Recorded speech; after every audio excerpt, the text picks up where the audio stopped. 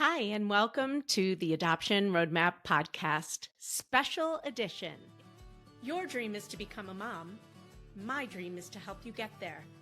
I'm Rebecca Greenspan, a single mom through domestic adoption and an adoption consultant for over a decade. I'll be your guide, along with other adoption professionals and members of the adoption constellation, walking you step by step down this beautiful and complex path of adopting your baby.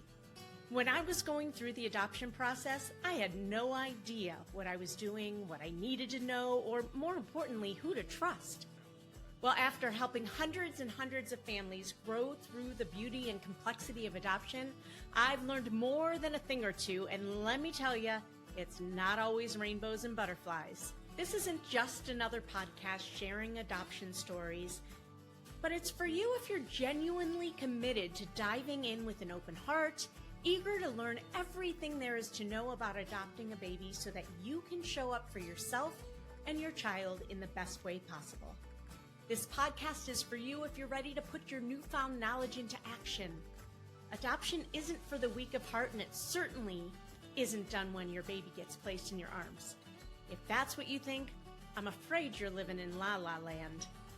My promise to you is to keep it real if you promise to keep digging. We'll acknowledge the hard, and we'll also celebrate the joy that is adoption. You ready? Let's do this. One of the problems was that the openness that they thought that they were going to have didn't happen or wasn't followed through with. So as I am, and openness takes time, I think, on all ends, right? It's a relationship, and you are building this relationship. And I think when I started, I had some fears, and I knew how important it was to my child, for the birth mom, for me too. That wasn't as important to me as what I was doing for my child. And in turn, it became, what am I doing for my family, for me, for them who are an extension of my family, which I very much feel right now. Now, I also understand that every person is different. Every situation is different. So it's hard to say when you don't know what you are stepping into. I have a beautiful relationship with our whole extended family, meaning my son's biological family, his first family. That took time. It took effort. It took losing each other for a while and finding each other again, which also helped in the growth of the openness. It actually made I think both of our hearts burst a little bit more when we found each other again, and how happy we were for that. And after that, we've never left each other, and it's only grown. Welcome to the Adoption Roadmap Podcast. Today, we're diving into Black hair care. My guest is Tamika Swint, the dynamic founder and executive director of Styles for Kids. If you're in a transracial adoption, parenting a Black child, stop what you're doing and listen in. If you've never heard of Styles for Kids, you should, and likely you will, as Tamika is expanding her vision far and wide. Tamika's journey began in 2006 with a simple hair braiding class in Poland, inspiring her to create a hair braiding business upon her return to the U.S. Her encounter with a transracial adoptive mom highlighted the significant need for hair care support among transracial adoptive families and foster children, leading to the birth of Styles for Kids in 2010. I read something that blew my mind about a hair care bill. Okay. I'm so excited. Can you explain the significance of this? It's House Bill 5097 hair care bill in Illinois. Yes. What the heck is that? How is hair a governmental thing? And What does Yes. Styles for Kids have to do with this? Yeah. Well, I received a call from the legal team who was working on helping the two youth who are navigating through advocating for this bill at that time. They were helping them advocate for it, and they were looking for professional advice or professional opinion on things that they could include in their arguments in Springfield. And so I was excited to talk with the team and share my insight and experience over the last 13 years of working with families in the adoptive and foster care community, and able to share some things that they were able to actually take into their argument for the bill in Springfield, which is okay. Back up for a exciting. second. Yes. Back up for a second. Who called you, and what is it that they're trying to pass? Like, what is the actual bill, and why? Yeah.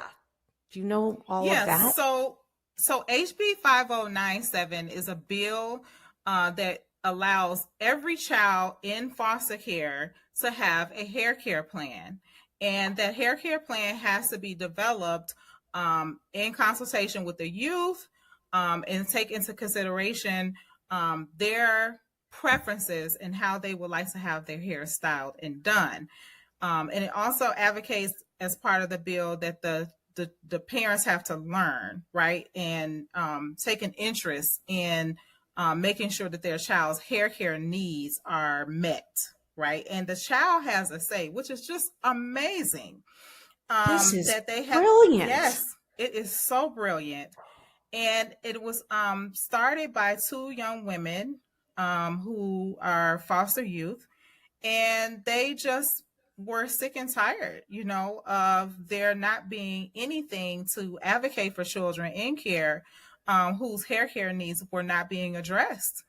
And I actually had the opportunity to interview them. If you can check that out, and I'll make sure I give you the link, Rebecca. I interviewed them on the Heritage Talks podcast, where they got to share their story of what motivated them to advocate for this bill. But they had a legal team that was representing them that was actually writing the verbiage for this bill. And the legal team from Loyola is who reached out to me to ask me about my opinion and my experience in working with foster youth and their families in their argument as they were going to Springfield to fight for this legislation. And I was just so happy to, give my 2 cents. And Rebecca, I have a lot of 2 cents to give. You have like 4 cents, 10 Yes. cents. Yeah. Yes, a lot of cents. 13 years of cents that were built up in this conversation. Yes. And so they were able to take some valuable insight with them and share in Springfield why this bill is so important and why it needed to be passed. Yeah, talk to me about that. Why would we have a hair care bill? Oh my gosh, this is something that has been central to my heart ever since I started working with Styles for Kids, working and creating Styles for Kids, is that children need to have a voice. And working with children over the last 13 years, what I've witnessed is that there are lots of decisions that are being made for them and they have no say. And so I was super excited to see that there was already youth in care who were advocating for themselves, because we were already working on a plan to bring parents together to advocate for their children, right, on behalf of the needs of their children who were in foster and adoptive care. We had already started this. And so when I heard this, I'm like, oh, we're just jumping on board with what you're already doing, because we're already in that mindset. And I saw a clear vision of where we were headed, and we're still headed there, to advocate on behalf of transracial adoptive families in regards to the same thing. There needs to be more education. I feel like we have a system where children, Black children especially, are disproportionate. And then on top of that, we're putting them in homes with parents who are not capable, right? Not because they're not willing, but they're not capable because they're not even understanding what they're getting themselves into, right? And that is that I am adopting a child of a different race. I am fostering a child from a different culture, and none of that is being taken into consideration when they're placed in my home. And so we were already on the path of advocating for children by utilizing their parents to do that. So when this bill came out, I'm like, oh my gosh, this is amazing, because now the kids have a voice and they're able to say what it is that I want, how I want to wear my hair, which is an important part of your identity and self-expression. And no one should ever have to have decisions made for them and not have a voice when it comes to how you want to look and how you want to express who you are as an individual.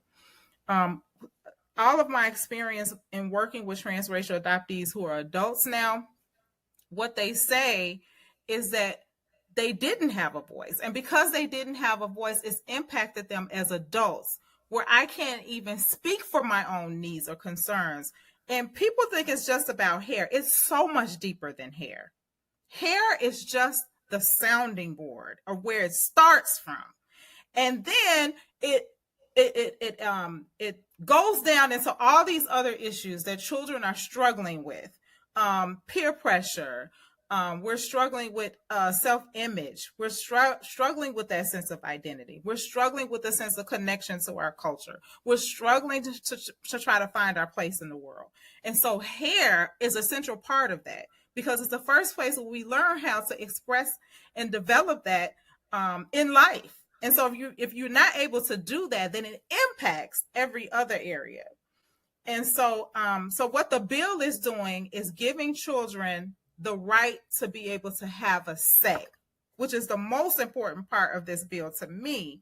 And then secondly, to have their hair done and have adults be accountable, right? Because if we're not accountable, then sometimes we overlook what's needed, not understanding the long-term impact that it's having on our children.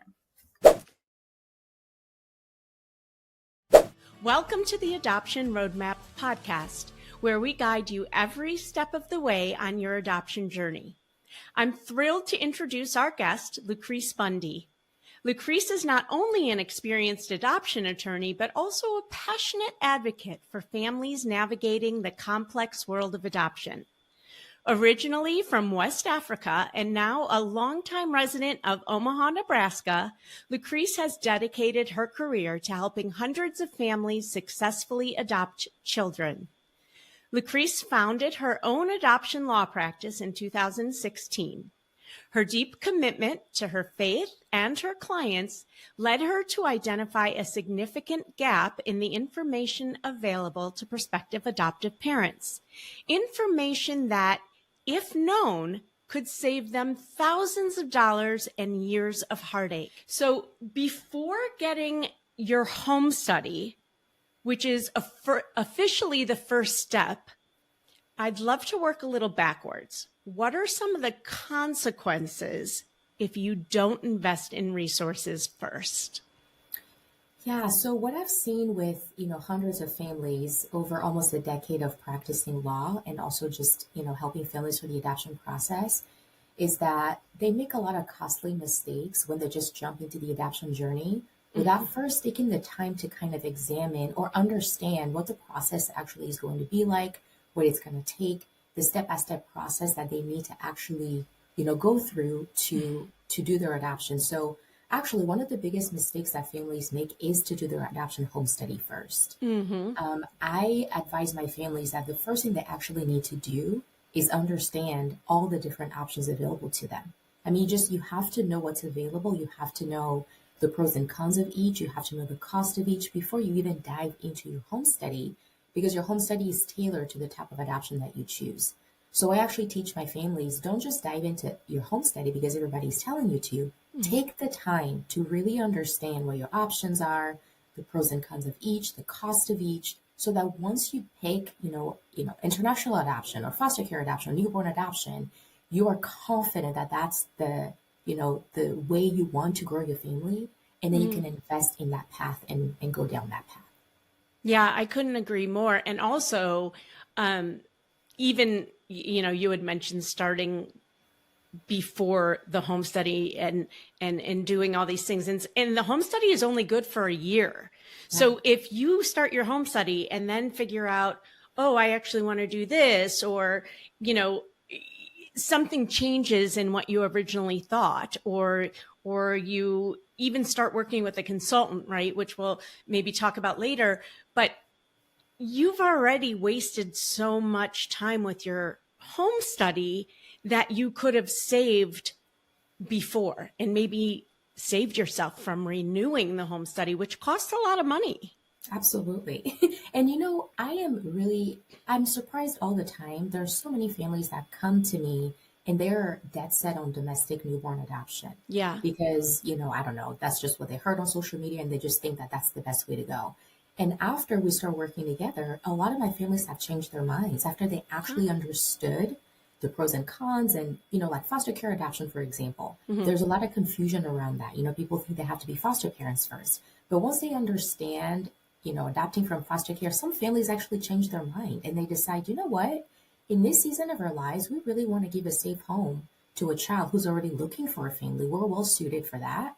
And that's actually the way we feel like we need to go as a family. So that's why I just stress the importance of making that decision first. What type of adoption do I really want to do? But doing it with the understanding of what it entails, the step-by-step process, pros and cons, costs, and all of that, before you ever even think about doing a home study.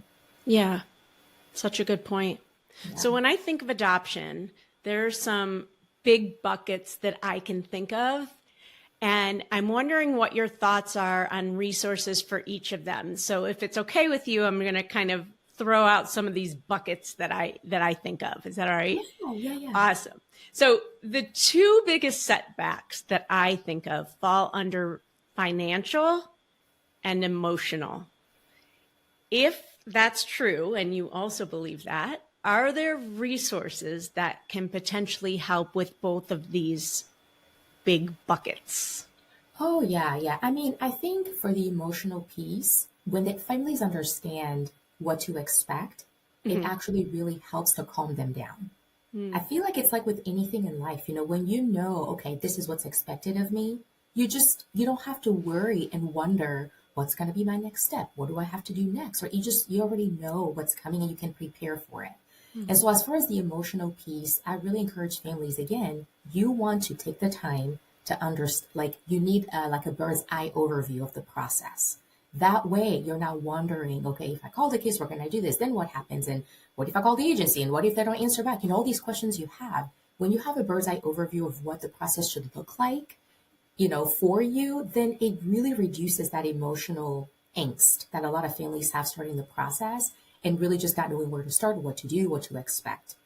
Also, for the emotional piece, I really encourage families to also be a part of a Facebook group. I know a lot of people are not on Facebook anymore, but basically find a community that's going to help give you emotional support throughout the process. So the professional you pick may be a good source for that, not always.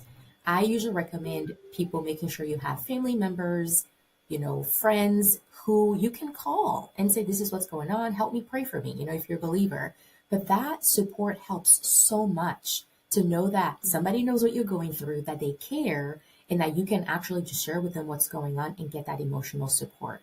So as far as emotional support is concerned, that's what I would say. Knowing the process really helps bring you that peace of mind.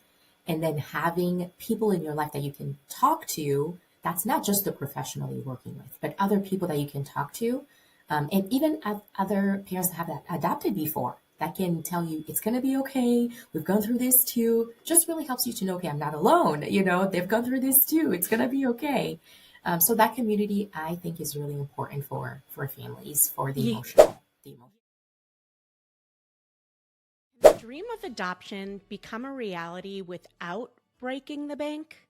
Well, that's a fair question, and one that we're going to dive deep into today. Today, my special guest is Kelly Ellison, whose 25-year journey in the nonprofit world and as a social entrepreneur have made her a beacon of hope for adoptive families.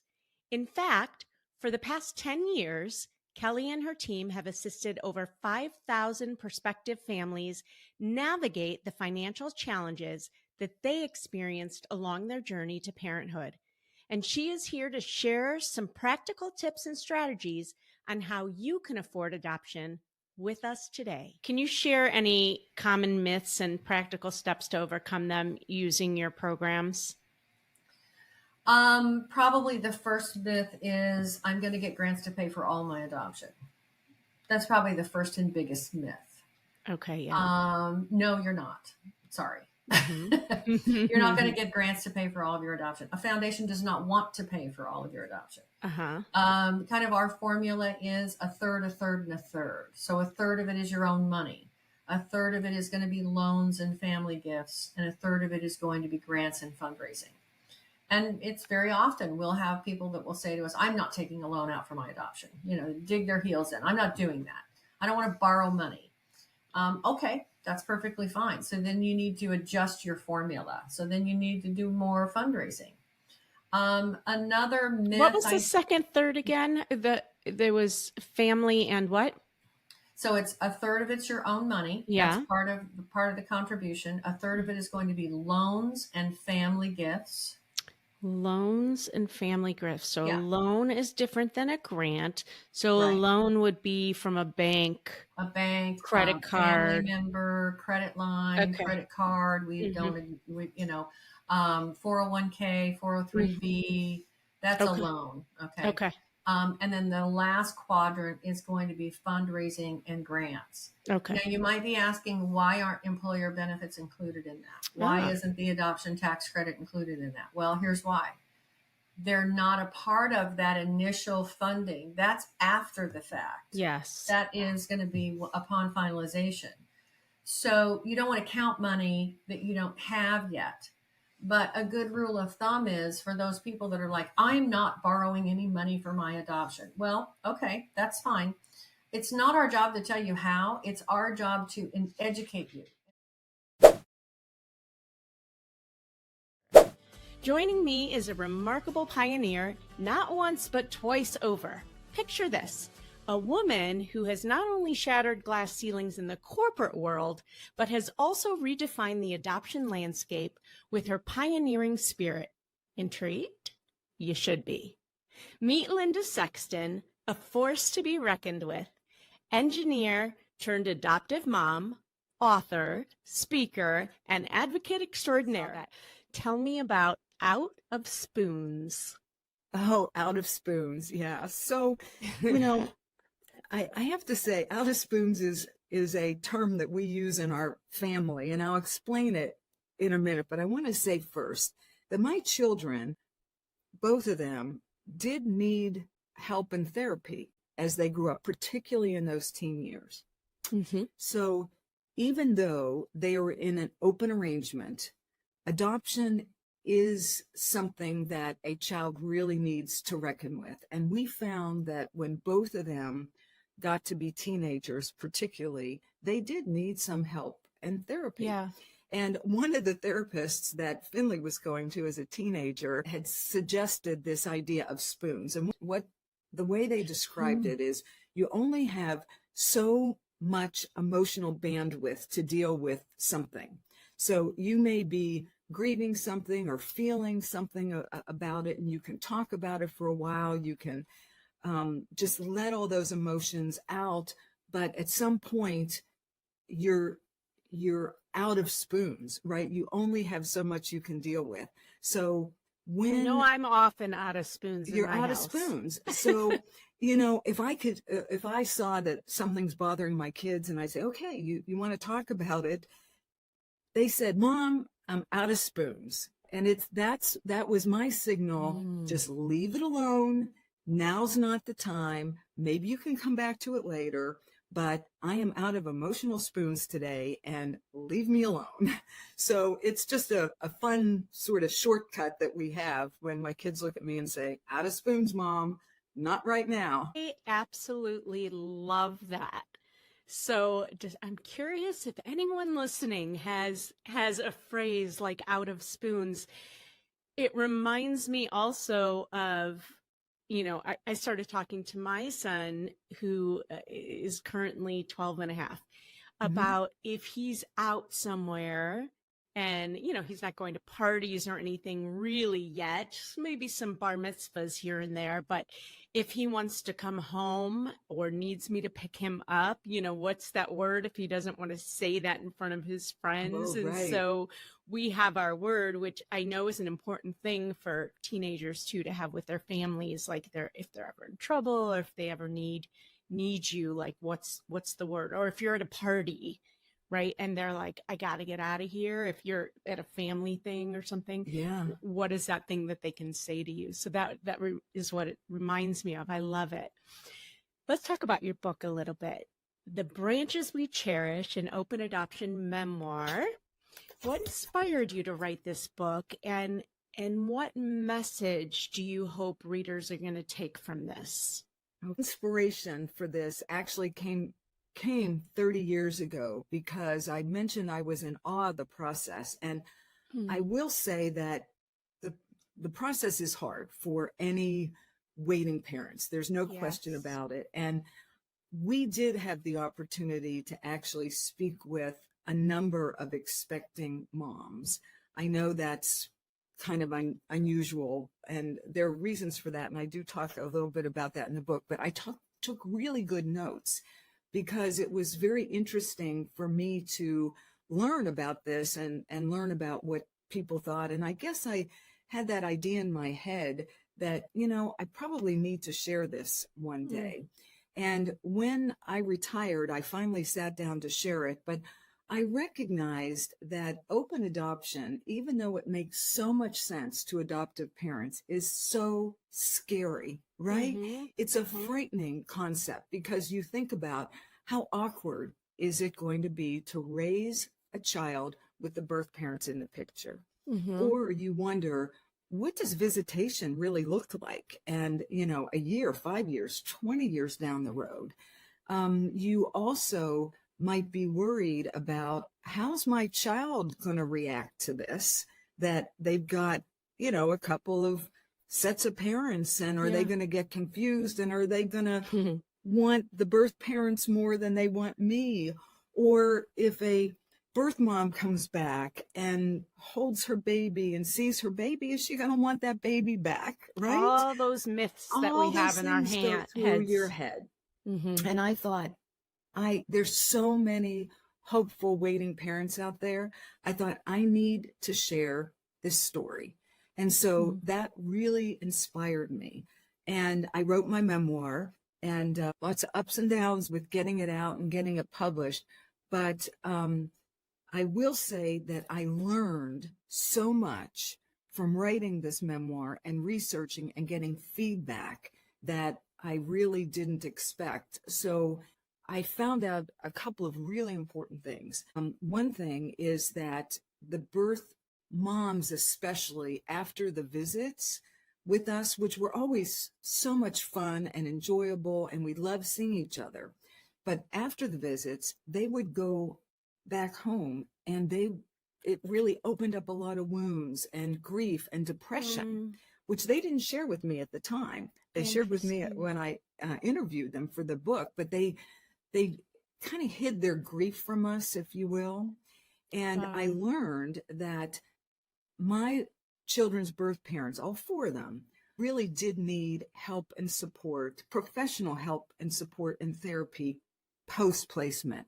And they did not get it.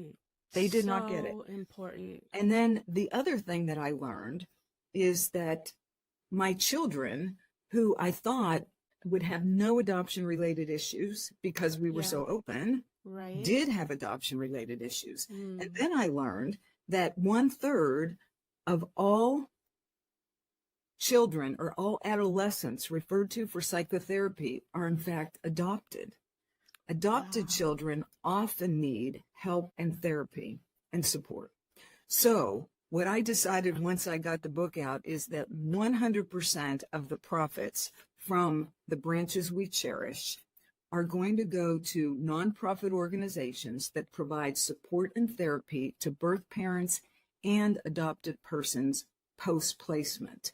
Because that need is so great and the resources available Bravo. don't match the need, right? So that's my way of giving back, because I was so fortunate, and I just really discovered that those two groups still need a lot of help that in many cases they're not getting. Wow. Drug exposure and all the things. So we had a really, really serious conversation about the reasons that they started this journey to begin with, and how fear can make you feel false evidence appearing real. But another thing I learned, and I think I've mentioned this in past recordings, is that the feelings that we feel when we are in fear are manifest the exact same way in our body as when we feel excited. Think about that. So with just a shift of the brain, you can tell yourself, I'm super fearful of this journey and what it might mean in the future, or I'm really excited about this journey and what it might mean in the future. It's a blank slate and we don't know what that is, and that's exciting to us. Yeah, it's scary. But let's talk about, if you really sat down, and even if you got pregnant and you didn't smoke and didn't drink and didn't, and you were as healthy as anything, if we sat down and really went through with you what it means to be a parent and all the scary things and unknowns that are about to come into your life, would that also paralyze you from giving birth? The chances of your child having something is probably high. I don't know. But, there's a lot that can go wrong and there's a lot that can go right. And our mind is powerful, and our conversations are powerful. And there is support to take advantage of. So don't think you can go through this process alone. Don't think when you start the adoption journey that the end result is simply bringing a baby home, because if that is your only thought, and okay, I'm going to back up a minute. I'm going to give you all the benefit of the doubt and say, of course, that's what you want. And that's what your first thought as you enter the journey is, that is the end result. That is what you hope for. When that happens, all your dreams will come true. Yes, and everything in life is a yes, and. I hope that once you start learning about adoption, you enter the journey. Just as with any parenting, the end result is not to have a baby and be done. No matter who your child is and where they came from and how they came into your life, you have to also learn how to be the best parent for your child. So there is so much. Adoption is complicated. It is. And there are things that you will have to bend on in your life that you are not doing currently. Your life will need to change in some ways, and mostly it will be enhanced in most ways. And it requires some muscles to be used along the way that are maybe a little uncomfortable, and that's okay. You need to put yourself also in the shoes of your child. And in order to do that, you have to do as much as you can to understand what they might be feeling and what they might be going through. So all of this is a journey that's layered upon layered upon layered, and nobody gets it except for the people who have gone through it too and experienced all the things that you're experiencing. So if you think you can do this without community and be in a silo, can you? Of course you can. You're gonna suffer through it. I promise you that. And so will your child. So I want you to just think about all of this, right? Yes, fear is real and it can paralyze you if you let it. Your mind is powerful. You can make a decision about anything and truly believe it at any given time. I've done that so much in my life. People will accept your decisions. People will not accept your decisions. Whatever you decide, you have to feel at peace with that, and you have to stand firmly in your convictions and you have to stand your ground. And so here are the things I want to know that I asked at the beginning. One, I would love to hear from you either in comments or DM me. What do you accomplish before 9 a.m.? I really want to know. But even more so, I want to know if you think there should be an age cutoff for infant adoption, for adopting a baby. Is there an age that is too old to be bringing a baby into your life that maybe is not fair to the child? And does it make a difference if it's celebrities? And should I be making, as a somebody who's helping somebody through that process, if somebody is going to give them a home study anyways, should I be helping them regardless, even if I have feelings about it one way or another? I don't know.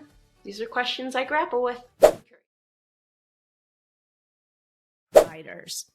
So you want to find either a licensed adoption agency or a social worker who can provide home studies.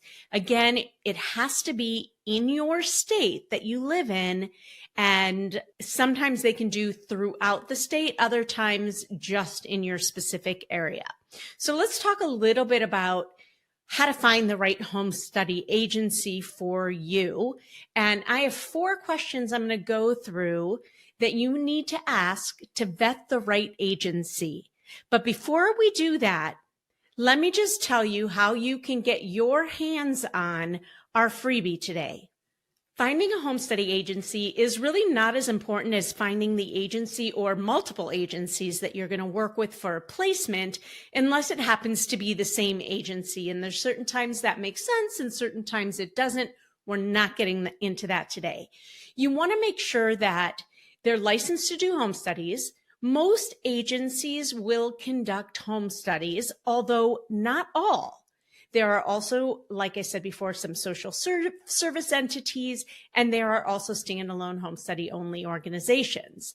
If you know someone in your state that has adopted, go ahead and ask them who they used. Usually an agency will work throughout the state. So if you know somebody in your state, no matter if they're close to you or not, it's probably a good place to start. But let me tell you something, and listen up.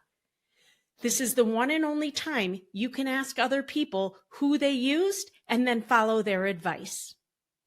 It's the one and only time during a home study where I advise that you can ask other people who they used and then follow their advice, because oftentimes just because somebody used a specific agency to place with, that they matched through, does not mean it's a good fit for you. There's too many other factors. We're not going to talk about this today, but for the home study, go ahead and ask your friends who live in the same state. You just don't want to compare your journey with anybody else's. Okay? Hey there, hopeful parents. I have a question for you. Ever thought about adopting as a single parent? Well, buckle up, because today's guest is about to take us on a wild ride through the twists and turns of single parenthood through adoption. I'm thrilled to welcome my ride or die, Carrie Hackett, to the show. Carrie and I go way back, bonded by our journey to motherhood. From day one to today, our friendship has weathered it all, just like Carrie's journey as a single mama through adoption. Today, Carrie's opening up about her real deal experiences, from the heartwarming highs to the tear your hair out lows. With a daughter who's a force of nature at age 11, Carrie's experienced it all. Her family is beautifully transracial, and her daughter's adoption is fully open. So we'll be sure to touch on that too. Yeah. One thing I think that comes to mind when you mention that about the time and, sort of trying to, I used to joke about like sort of waiting for the guy to come through on the horse and, Yeah. not gonna happen. But what I remember very well is, I have friends who, really wanted a family and sort of watched from the side and sort of asked me questions, or, some I went so far as to go with them on appointments to learn more about having a family on their own, and just never pulled the trigger. If I had $1 for every woman who ended up not marrying, and at some party or some meeting at work or at some event pulled me aside and said, I have to tell you, I wish I had done it. And I would have Amen, a healthy sister. savings account. Right? It was really eye-opening to me. And I look back and really am very grateful that I moved through the fear, and that listen, I did not do, I will say, I make it sound like, oh, I handled this all on my own. I have a wonderful family network. Mm-hmm. I have wonderful friends, as you know, and people who are in my corner. And my tribe is fantastic. There's no better tribe than my tribe.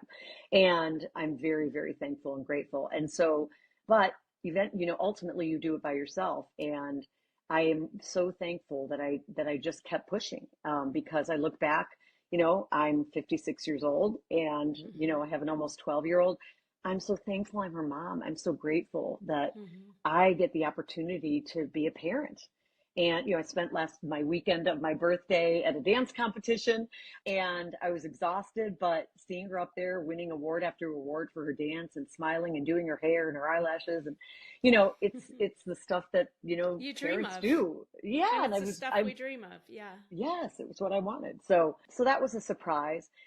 Other surprises are, one of the surprises I think was also just the assumption about you being married. I'm sure you get this all the time. I'd be at a party or in, a community event at the school or something, and people just automatically, if you were standing next to a man, would be like, oh, and is this your husband?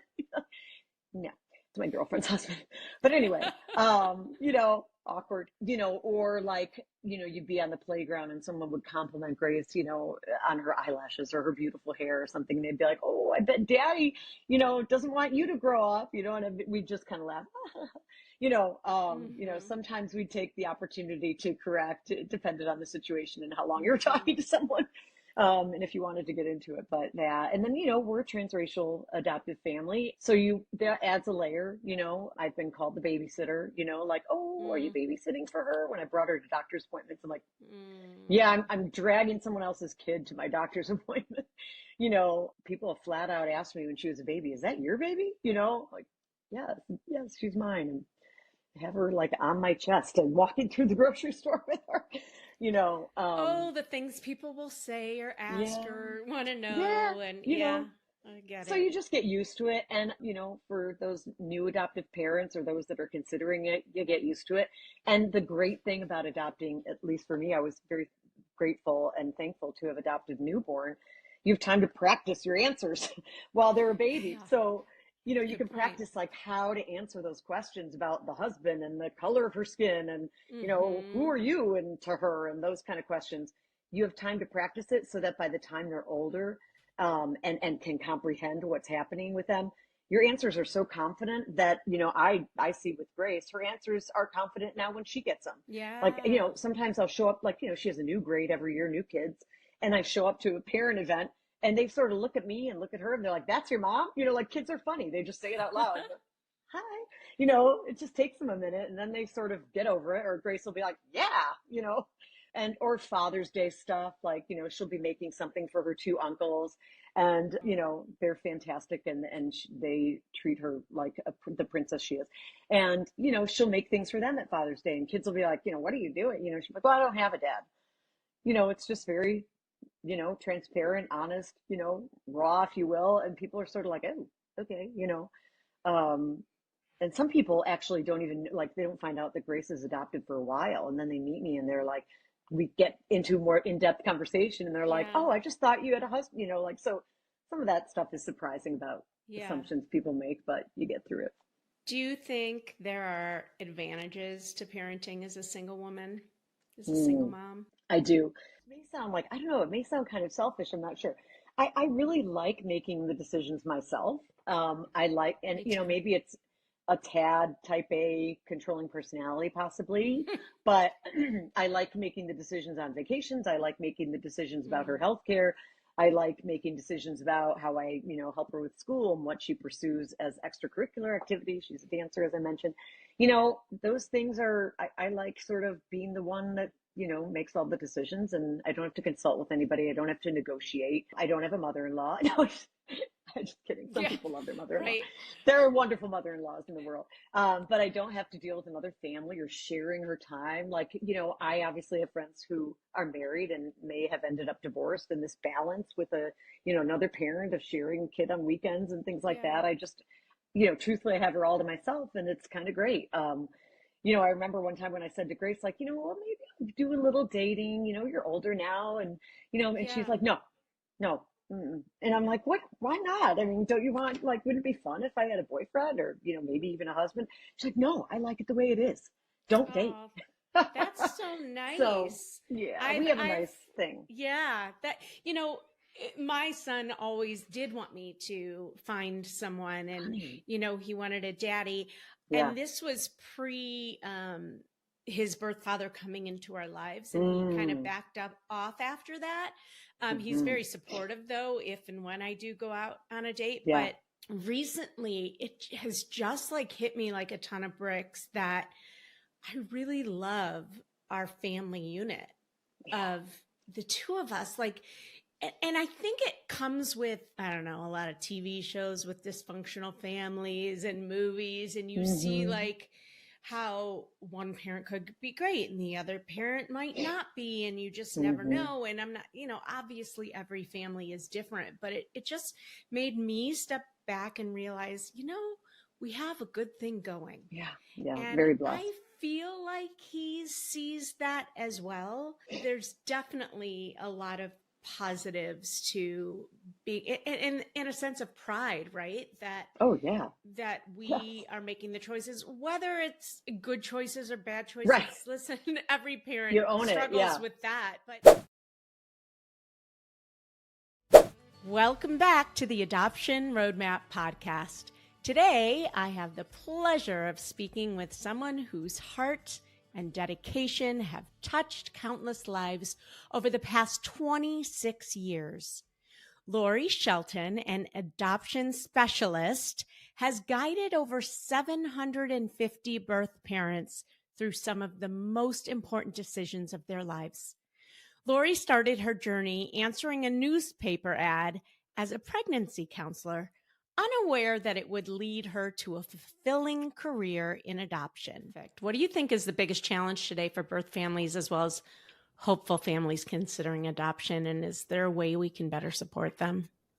So that goes back to something we said before. I'm going to say the answer to that is finding ethical, licensed, good professionals, and knowing, I think unfortunately, like the people that have the most money is who people find first when you're searching for a professional online, and they're not always the best people to find.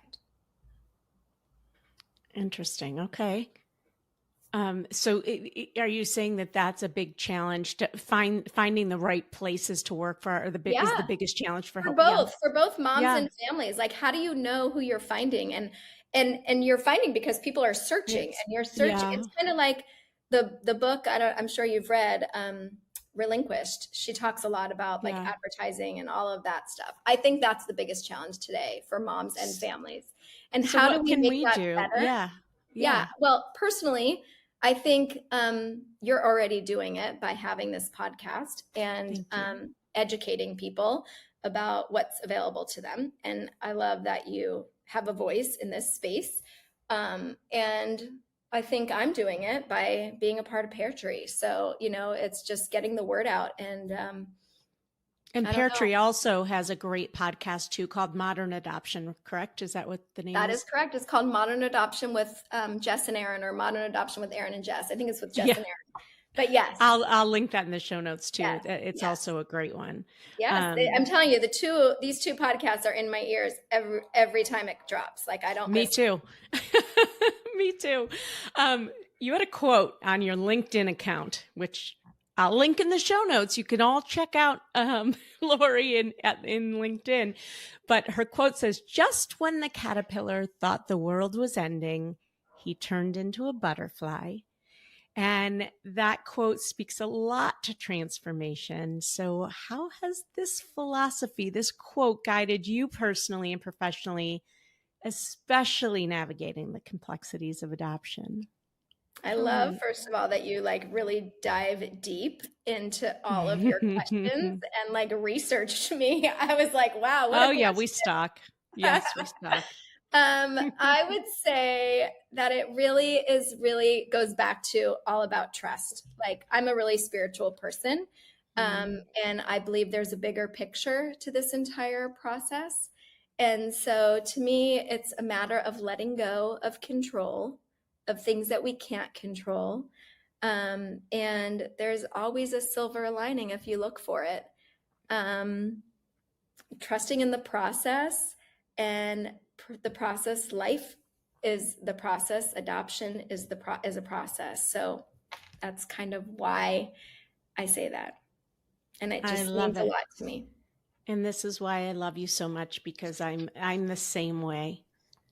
Lori, this was filled with golden nuggets. So I loved that you were part of this podcast. And Lori, thank you for being the president of the Adoption Roadmap Podcast fan club. I'm like, what am I the president of?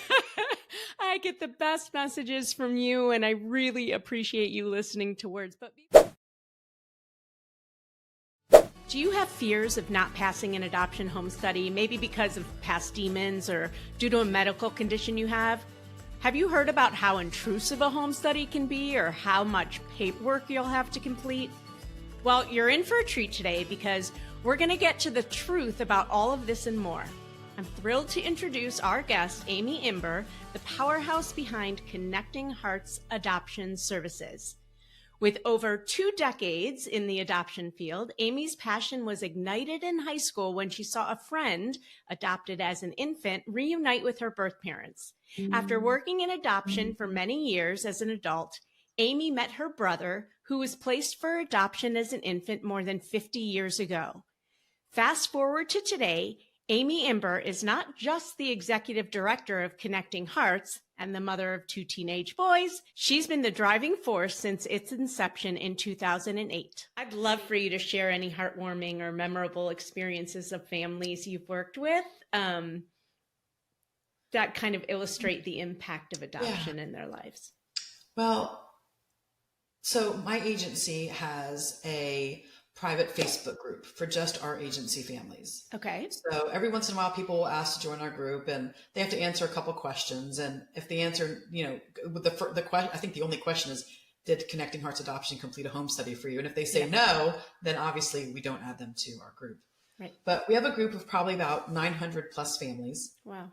And every once in a while, I will get a phone call or an email when there's an agency or an attorney that's looking for a specific family for an expectant mom that they don't have within their bank of waiting families. Mm-hmm. So we easily have probably over 100 families well over 100 families in 15 years. But in the past year, we probably have 50 families, maybe a little less, that have all been matched and placed simply because I shared a situation that was emailed to me. So that's always awesome. I just visited yesterday with a family that lives not far from me, that they, when I got to their home, I asked them if they had signed up with any agency or attorney after their home study had been done. And it's been about 9 months since their initial home study was completed, and they hadn't. And they had just kept putting themselves out there for a lot of the situations that I was sharing with them, because my agency does not place babies for adoption, and we do not work with birth parents. We solely provide the home study service. Yeah. But when I get an email or a phone call, I obviously share those with our waiting families. And so, and they got a phone. I got a phone call on a Saturday afternoon about a baby born. I shared the information online. I forwarded some emails to those that were interested, and they got picked and literally became parents like the next day. So that's always exciting. Yeah. And that happens, I don't want to say often, but often enough to mention it. Yeah. I always remember there's this one family, oh my gosh, they lived out in like DeLand or DeBerry, like out the other side of Orlando. And I went to visit them the day before they were expecting me. Like I messed up my appointment. Oops. Oops, they hadn't cleaned their house yet. No, they answered the door in their pajamas. It must have been like 9:30 in the morning. They answered the door in their pajamas. I felt so bad. I was like, guys, I can totally come back tomorrow. You're like, I promise you, this is not part of the plan. This isn't what we do. They were like making breakfast. There were eggs on the stove. Like, it was like a whole deal. And they were like, you know what? You're here. Come on in. Let's get this done. Like, they were such good sports about it. But if they had wanted me to come back the next day, I totally would have done that. But I will never forget that. That was so, it's funny now. It was not funny then. Yeah, that's hilarious. I love that. And that's awesome. Love a client with a good sense of humor too. Yes. So yes. It. Absolutely. Especially when they're so nervous already. And they're just like, they didn't even have time to be nervous because they had no clue. No, I mean, their house wasn't like in disarray, but they like clearly had not showered yet for the day. They hadn't eaten their breakfast. Like, I don't know if they'd had their first cup of coffee. And see, you don't even need to shower to get home study approved. Yes. No, it is not a requirement. It is suggested, but it is not. Right. That's hilarious. But yeah, so those are a couple things. I love that. What advice would you give to individuals or couples considering adoption, particularly for people who feel so overwhelmed or uncertain about the process of adoption?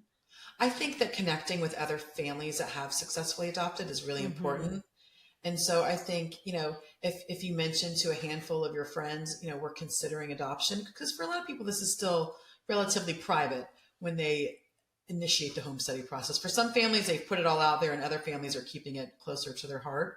Yeah. And I think that if you mention it to a few friends, you're going to find somebody who either has adopted, who has placed a child for adoption, has a friend that has adopted. It's really good to connect with other people. I think that's really important. That sense of community. Oh, absolutely. Is so important. And I always tell people that it's not, your family and friends are very well-meaning people, but unless you've gone through this process, you have no clue, one, how to support somebody who is. So oftentimes you need to let them know how they can support you best, but just being able to have a conversation with somebody who gets it is so important. So that's great advice. I think that's one of the things I like best about my Facebook group, because so many of these people have become friends with each other. Yes. And, doesn't that make you feel great? They get together for play dates periodically. They become, friends on social media.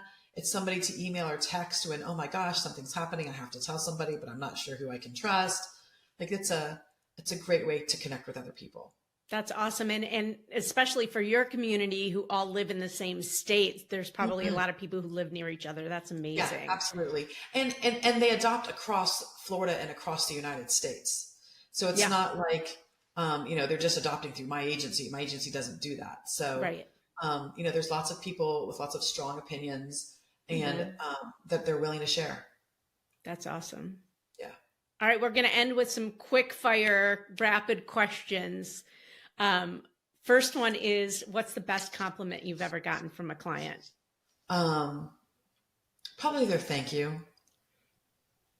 Probably thank you is awesome. Really, really nice to hear. Yeah. What's been your biggest failure when working with a hopeful family, and what did you learn from it? That's a tough question. Maybe showing up on a doorstep on the way. Really, right? But they took it in stride, so I wouldn't call it a failure. I would call that an oops. Maybe that's a better. I don't think that, and I mean, I'm certainly not perfect, but I think I wouldn't call it a failure. I would say it's disappointing when somebody presents that. I think that the most important thing somebody can do during this process is be honest. And when you are not honest, that jeopardizes us being able to approve your home study. And I think that has probably been the biggest challenge, is when somebody has not been honest. Yeah. That is hard. Yeah. Especially when it's coming from a place of fear on their part, and it might not mean they're a bad person, but yeah. What's your biggest pet peeve? So a lot of what we do is electronic, right? There's a lot of paperwork. Yeah. So sometimes when people are not as tech savvy, it's just a little frustrating. Yeah. Yeah. I get it. What's one thing about your business or this journey of your adoption business that you didn't expect? I mean, probably all of it, as silly as that sounds. I never thought that I would own my own business and then find it to be successful. Like, that's two different things. And so it's been pretty awesome. I mean, I have a pretty cool job. Mm-hmm. And then to have all of these women that work with me be awesome at what they do, and to all represent Connecting Hearts Adoption in such an amazing light. Because in adoption, all you have is your reputation. Yeah. And we're really, really lucky to have a good one. That's amazing. I hope you enjoyed this special episode of the Adoption Roadmap podcast. If you did, would you do me a huge favor? Do me a solid. Before the end of the year, I'd be so grateful in this month of thanks if you would just take 2 minutes out to write up a little review on this podcast, what you like, anything.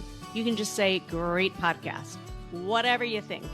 It would mean the world to me. The more 5-star reviews and ratings that I have, the more people get to hear the work that we put in to educate people about adoption. So would you please do that for me? Thank you so much, and have a great holiday season. Bye-bye.